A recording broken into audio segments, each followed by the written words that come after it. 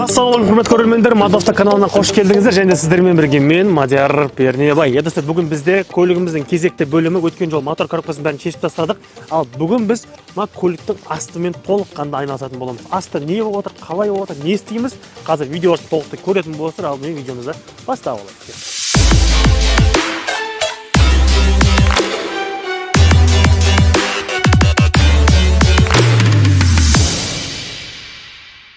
Саламатқалейкум, құрметті көрермендер, өткен бөлімде біз Титанкасын тақтық та мотор коробкасын полностью шешіп тастағанбыз. Қараңыздар, мына жақ қазір бізде пустой, короче. Енді дәл осы тұрғыда қазір эвакуатор шақырамыз. Өткен бөлімде келесі бөлімде жалғасы бар дедік қой. Эвакуатор полный көлікті тиіп, одан кейін ана жаққа алып барамыз. Негізі ойлағанмын, оны сүйреп апара салама деп ше. Болмайды екен. Жол тоқтай алмай, жабысып қалмай тұрған кезде тыныштық керек. Олай болса, бүгін көліктің асты қазіргісіне қалай болып отыр, не болып отыр? Қазір видео арқылы өздеріңіз асықпай көресіздер. Бүгінгі видеомыз полный Ниваның астын тазалауға арналады. Короче, басынан аяғына дейін сіздер Ниваның полын тазалатқан көретін боласыздар. Олай болса, экраннан ашасып жайға салыңыздар, ал біз көп сөйлемей видеомызды бастай берсек болады. Тұра тұршы. Достар, мозбеттен бонус түсті. Құрметті көрермендер, дәл осындай бонусты сіздер де ала аласыздар. Ол үшін тез төменде бекітілген комментарий сілтеме кіресіздер. Просто мен промокодын жазып келсеңіздер, алғаш депозитке сіздерге дәл осындай 140 теңге бонус береді. Ол болса барша сәттілік тілейміз. Мозбет әрдайым өз жеңімпаздарына бонусын беруге дайын. Ал болса барша сәттілік, ал біз кеттік.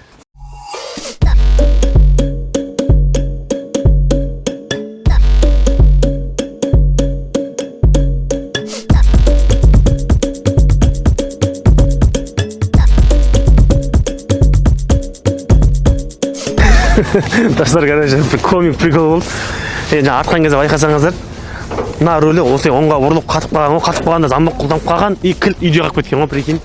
Салам алейкум, короче. Итеріп, рөлі қисайса да тұрлап шығарып алдық. Ане қалған кезде солай түсіреміз. Енді бір кілтті алу керек, үйге қайтамыз ғой. Ане жақта әйтпесе гаражға кіргізе алмай қалатын сияқтымыз ғой. Олай болса, артып алдық, бұны жүктеп алдық. Ендеше қазір енді екінші столға қарай жол тартамыз. И сол жақта уже Құдай қаласа аман-есен тұрып алсақ, кіргіземіз онда. Ал, кеттік. Все, эвакуаторын әкеліп түсіріп алдық. Мынаны, короче, мінгізіп түсірудің өзі бір проблема болды. Сол себептен видеоға түсіре алмадық. А так, все, қазір Донова кезетке келдік, құрметті көрермендер. Міне қазір мынаны ашамыз. Биіктігі келе ме екен, қатты биік емес шығар.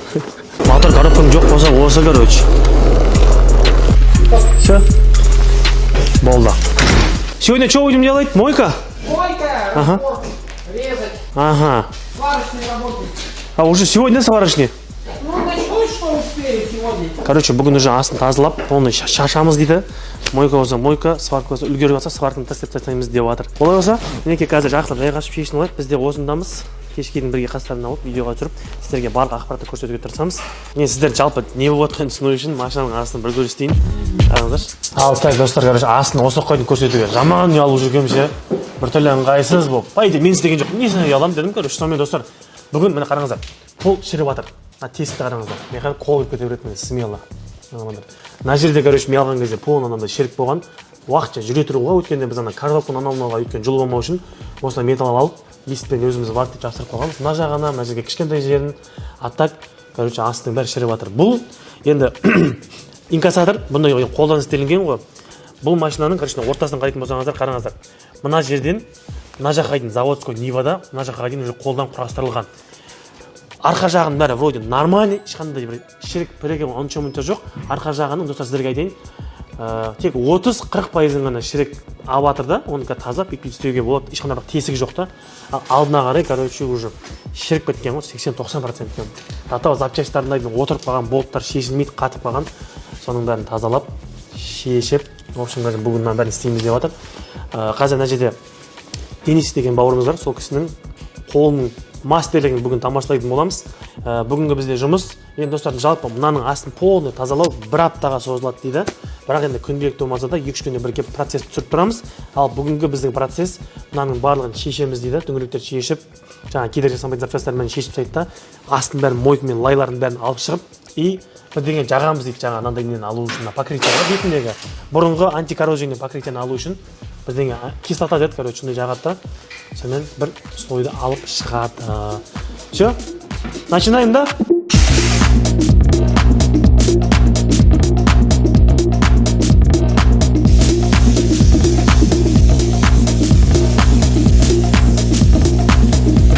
куртке нельзя да вообще, да, да? В куртке нельзя, да? Сразу потерять, да? Нет, она не сразу, но желательно, чтобы не попадала. Да? Түсіндірме құрметті көрермендер, короче, мен мынаны обычный мойканың бір көпірі деп ойласам, андай емес, мына жерде химиялық, что там вы сказали? Щелочная кислота. Щелочная кислота, короче. Мынау как обезжириватель сияқты ішіндегі жаңағы дақ, кір, мір, жаңағы топырақ, құм барлығыңыз ағызып түсіреді. Бәсе бір жаман сасып кетті. Иісі бірдеңе болып кетті. Короче, бірінші покрытие жақсылап жуып алды. Енді осы жерден бастап енді құдай қаласа қызықтың көкесі енді басталайын деп тұр.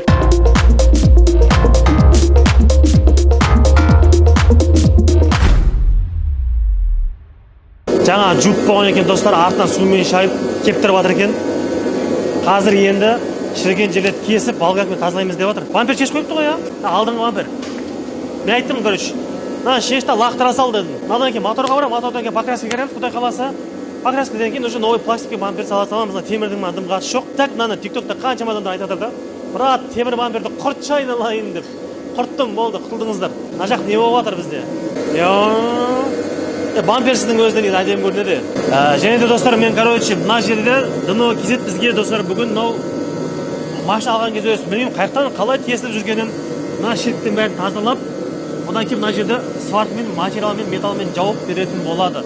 Білмеймін, неғып қалай кім тесіп жүргенінше, кім жеп қойған мына жерінше.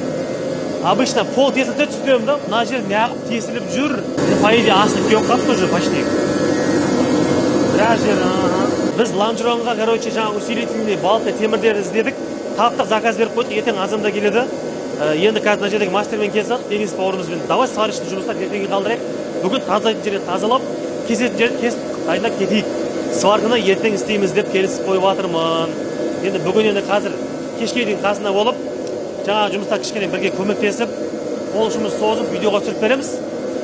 Қалғанын сварочный жұмыстар ертеңге қалып тұр ғой. Ал ол қандай темір деп түсінбей жатқандар болса, ертең көрсетемін. Короче, достар, құрметті көрермендер, қазір енді преобразователь, мен кешеден бері айтып жүрмін ғой, пескастрой деп. Пескастрой емес екен, соған ұқсайтын преобразователь деп айтылады. Ол осындай жаңағы шірік нәрселерді алады да, короче, кузовтың астына ағартып береді екен. Максимально күші келген жерден алады, арап күші келмей жатқан жерлерді уже болгаркамен таш етеміз деп жатыр. Ендеше қазір көрейік. Мастерге көп жағаласпай, қашып кетіңдерші деп отыр. Вошу. Іске сәтті алып кеттік. Назарларыңызға бұл преобразователь қышқылы негізінен фосфор, сірке, тұз сияқты химиялық элементтерден тұрады. Бұл негізгі белсенді ингредиент ретінде темір оксидімен әрекеттесіп, нәтижесінде оңай кететін тұз пайда болады. Ал оның құрамында коррозия ингибиторлары бар. Ол металдарды тоттану процесін тоқтатады. Мына деген мұрынды ашытып барадық. Короче, айтады, міне сеуіп қойдық. Ертең азанға дейін мынау қоп-қонып тұрған шіріктің бәрін жаңа байқайсыздар ма, кейбір жерлерде уже пышырлап отырғандай кислоталар бөлініп тазалап шығады дейді. Ертең азанға келген кезде уже таза полды көретін боламыз. Все, оны тез кеттік, қаштық. Бар екен таза ауа, Все, олай сөздер. Сағат бізде қателеспесем 4 болды. Болды, енді осыдан таңға дейін тұрады деді. Тағы да екінші слой, үшінші слой шашып шығамын дейді, дәл осындайды. Азанға дейін примерно шірікті алып түседі деп отыр.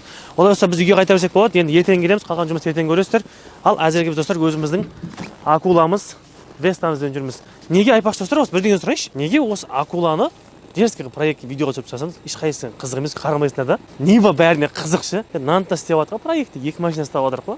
Сәл нанта қарап тұрсаңыздаршы. Уже мынаның өзіне достар 1,5 миллион теңге құйып тастадық. Так что қарап жүріңіздер екеуінде. Алдағы уақытта тағы да достар проекттердің қатарына 3-ші көлікті қосу жоспарда бар. Сондықтан да тек қана Нева дей бермей, проектте отқан тағы да басқа көліктерді қарап отырсаңыздар болады. Все, олай болса келесі кездескенше пышт айтамыз ғой біз. Так, ассалаумағалейкум көрермендер, бізде екінші күн кешегі кислородтан кейін енді мастер айтады, короче, основной тот нелерін бәрін алды дейді, жаңа нелерін бәрін, бірақ кішкене қалды дейді. Мынандай қалған нәрселердің бәрін енді ары қарай железный щетканың болгарканың көмегімен тағы бір тазалап шығамыз деп жатыр. Аттак негізі кузовтың өзіндегі көп нәрселер тазаланған қарсы ағарып қалған. Астын қараңыздаршы. Көліктің асты кеше кәдімгі қоңыр отқан нәрселер кішкене көрсем сәл ағарып қапты да. И бұл енді 100% амазда да кеше 2-3 слой шашқан, соның өзінде де бір жартысын алған, енді жартысын болгаркамен қазір тазалап жатыр екен. Сондай-ақ құрметті көрермен, кеше біз айттық қой, ертең алдағы уақытта усилить етеміз лонжерондарды. Сол усилительный темірлерді таптық. Олар бізде достар мынандай 2 темір болады. Бұл, короче, сіздерге жанынан көрсетейін. Мынау полный жаңа стойканы ұстап тұрғандары, мынау пружинаны ұстап тұрғандары шешіледі екен да. Мына жерде пластик сияқты өзінің старый несі тұр, покрытиясы, соны тазалап, мынаны былайынан қатыратын боламыз, короче. Тура осылай қатырылу керек, астына түседі. үлкен жерлеріне разболтовкалармен қатырады да, ана кішкентай точкалармен сварка қылып цық еткізіп ше. И сонымен усилить етіледі. Негізі осы Жигули Ниваларда ең болезнь слабый жері осы лонжерондар бар саналады. Сол себептен осындай усилительдер отдельно сатылады. Сондай-ақ достар, тағы да мына жерде кеше бізде шіріп жатқан порогты қырқып алып тастапты. Оказывается, шіріген жерлерді ғана тазалаймыз деп отыр. Мен ойлам, полный порогты ғана бүйтіп, полный порог сема десем, зачем оның бәрін шұқылай берді? Шіріген жерлерді кесіп осы сияқты дейді. Кесіп қараса достар, ішінен мынандай усиленный балығы бар екен неше достар. Мынандай усиленный балығы бар. Ананың ішін бәрі короче усиленный дейді. Енді соны себептен бұл машина ауыр ғой. Енді мына жерге короче өз материалдар бар екен. Қайта аккуратно жабыстырып, фикстеп істеп беремін дейді. Главное бұл орнатып берсе болды, бір қалыпты ары қарай шпаклевка жағып, оның бәрі уже покраскаде жасалынатын болады. Енді әзірге жұмыс осындай. Енді қазір тағы да болгаркамен жаңа майда шүйделері қалды. Дальше тағы да тазалаймыз дейді. Как раз вовремя келіп бізде қалай тазалайтын сіздерге де көрсетейік та. Болгаркамен тазалап, қырқып бүгін сварочный жұмыстар болады деп ойлап отырмыз. Бүгін енді нағыз қызық жұмыстардың бірі. Сондықтан да жалғастырамыз онда. Кеттік.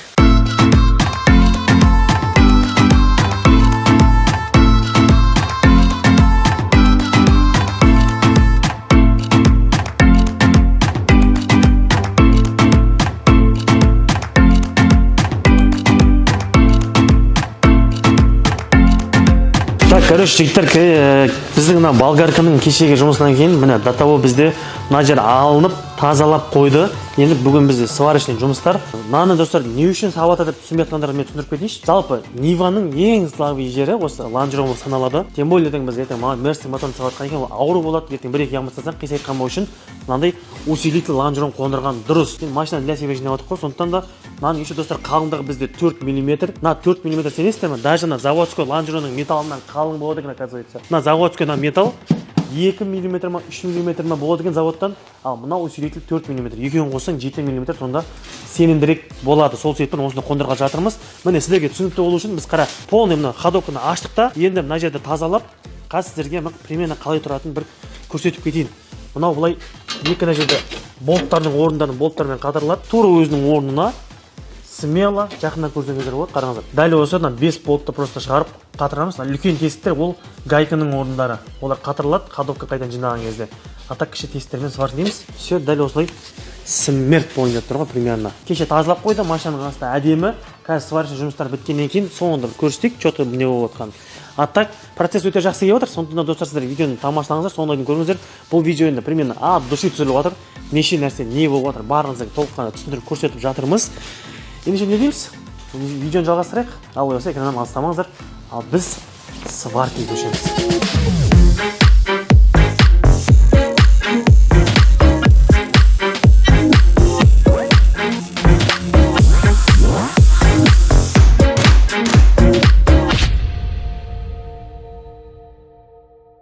Так, олай достар, бізде мінеки бүгін соңғы күн, соңғы этап, яғни айтқанда өткенде сварка істеді, біз жоқта біраз жерін тазалап, грунтовкалар сеуіп қойыпты. Жалпы енді дәл қазіргі таңда соңғы этапқа көшпестен бұрын қазіргі көліктің состояниесі қалай болып отыр. Жақынырақ көрсетейік, қараңыздар. Көріп тұрғандарыңызда көліктің астының барлығы аппақ. Бұл яғни грунтовка. Екі слой грунтовка жағылған. Біріншісі жаңағы антикоррозия, яғни коррозияны тоқтататын, тұтпасқанда шірікті тоқтататын. Үстіне акриловый грунтовка сеуіп шыққан. Өйткені қазір біз соңғы этапта жатқанымыз бұл уже нақты антикоррозиялық жаңағы битум деген материал бар, сондай себеді сол жақсы мынаған жабысып отыру үшін осындай акриловый грунтовканы сеуіп шыққан. Енді жалпы осы қойдың көрдіңіздер ғой, көліктің астының барлығын, шіріктерін, тесіктерін барлығын жамап, усилить етіп, әсіресе көп мәнді біз достар алдағы уақытта ертең свапқа дайындаған болатынбыз. Мынау коробка тұратын жерде, коробка ертең мынаған бүйтіп ілініп тұрады ғой, ұстап тұрады ғой, дәл осылай екі шеттен екеуімен. Соған дополнительный пластина 4 мм пластинамен варт етіп, усилить еттік. Сондай-ақ алдыңғы екі лонжерон өткенде көргендеріңіздей, оларды да варт етіп, сыртынан акрилмен қаптап қойдық, қараңыздар. Екі жағынан да мінеке осындай пластинамен, яғни лонжерондарын усилить еттік. Бұл 4 мм өткенде барын түсіндірдім ғой. Полный мынаның барлығын ходовканы шашып тұрып, грунтовканы сеуіп қойды. Енді дәл осы қалпында жаңа битумды полный шашатты, одан кейін барып ходовканы асықпай жинай берсе болады. Сол кезде енді темірдің астына тимей қалды демейді да, по полный программа барлық жерге толыққанды тиетін болады. Олайса бүгін бізде соңғы этап, нақты соңғы нүктесін қоятын бізде битум антикоррозиялық материалды шашатын боламыз. Ал сіздер видеоны соңына дейін мұқият қараңыздар, ендеше біз көп сөйлемей іске кірісеміз. Кеттік.